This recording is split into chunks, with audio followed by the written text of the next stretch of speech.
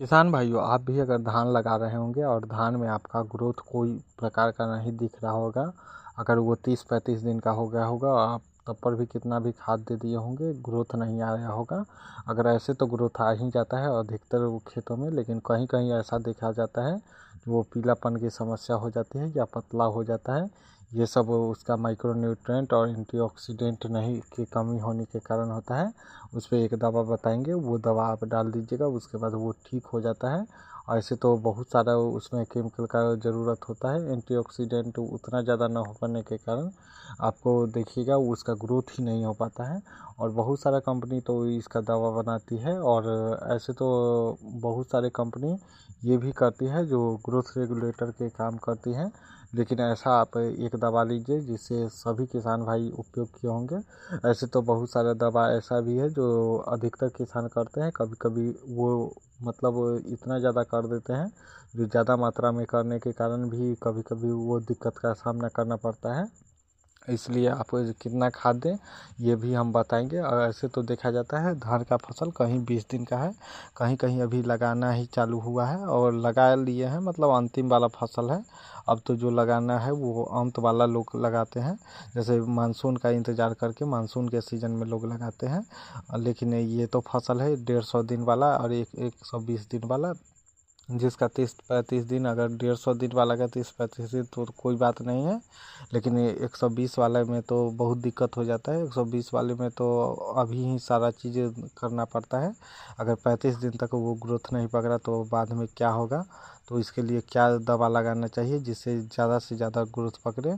ऐसे तो बहुत सारा खाद है, देसी खाद है जो आप प्रयोग कीजिएगा तो कभी कभी ठीक हो जाता है। लेकिन सारा खाद प्रयोग करके आप थक जाइएगा, उसके बाद अगर देखिएगा नहीं हो पाएगा तो हम जो खाद बता रहे हैं वो खाद 2 मात्रा में मिला के लगा लीजिए। 30-35 दिन का हो गया है और ग्रोथ पकड़ने का कोई सुविधा ना हो, लेकिन इस खाद लगाने से पहले आपको अच्छी तरह से सिंचाई कर देना होगा, या सिंचाई जैसे ही ये लगा दीजिएगा खाद उसके बाद कर दीजिएगा। ऐसे तो लोग लगाने के बाद ही करते हैं, हम भी वैसा ही। एक खेत में मेरा ऐसा समस्या है, लेकिन वो थोड़ा दूर का है तो इसलिए उतना ज़्यादा दिक्कत तो नहीं है। लेकिन तब पर भी क्या करें, उसमें भी लगाना है। और उसमें हमने जो दवा का प्रयोग किया है, पहले नंबर पे 1 बोरा यूरिया लिया हूँ, जो कि 1 बोरा ले लिया हूँ 50 केजी। 35 दिन पे आपको 2 एकड़ के लिए हो गया, और 2 एकड़ के लिए 50 केजी आराम से चल जाता है। 25-25 केजी, उससे ज़्यादा मैं यूरिया ज़्यादा ना प्रयोग करता हूँ, क्योंकि धान जो होता है वो प्रोसेस करके खाने के में भी यूज किया जाता है। और इसीलिए 1 बोरा यूरिया लिया हूँ 2 एकड़ के लिए। आप 1 एकड़ के लिए 25 केजी लीजिए, उससे ज़्यादा ना लीजिए।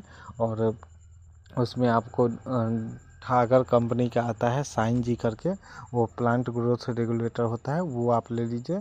ऐसे तो बहुत महंगा महंगा आता है, लेकिन आप 823 या 2100 वाला आता है, बड़ा बड़ा डब्बा पैकेट आता है, उसमें आप 1 पैकेट आपको लग जाएगा। हमारे लिए तो वहाँ पूछ लीजिएगा, ऐसे पूछ लीजिएगा तो ये होगा जो आपको कितना आपके तरफ। लेकिन हमारे यहाँ तो 2 एकड़ के लिए हम एक बार पूछे थे तो एक पूरा पैकेट जो आता है वो पूरा लग गया था। और पिछले साल वही यूज किए थे, एक में ग्रोथ नहीं आया था, लेकिन इस बार सारा खेत में करेंगे। और ये प्लांट ग्रोथ रेगुलेटर है, एंटीऑक्सीडेंट है, तो ये कोई काम उतना ज़्यादा सबसे अच्छा काम करेगा। और आपको कहें तो उसमें आप एक ह्यूमिक एसिड अगर नहीं उपयोग किए होंगे तो 1-2 चम्मच या दानादार फॉर्म 200 ग्राम आप यूज कर दीजिए। देखिए आपका, और यूज करने के बाद एक 24 या 25 घंटा के बीच में ही पानी आप उसमें पटा दीजिए और पानी भर दीजिए, जिससे ये होगा वो सेट कर जाएगा। लेकिन पानी बहना नहीं चाहिए आपके खेत से, इतना नहीं यूज कर दीजिए, और उसके बाद पानी बह जाएगा तो वो ख़राब हो जाएगा, वो सेट कर जाएगा। जैसे ही आप देखिएगा 7-8 दिन में आपका ग्रोथ इतना अच्छा धर लेगा और सारा एक रंग का हो जाएगा और पूरा अच्छा तरह से फल जाएगा। धन्यवाद, इतना देर वीडियो देखें तो मेरे वीडियो को लाइक सब्सक्राइब शेयर करें।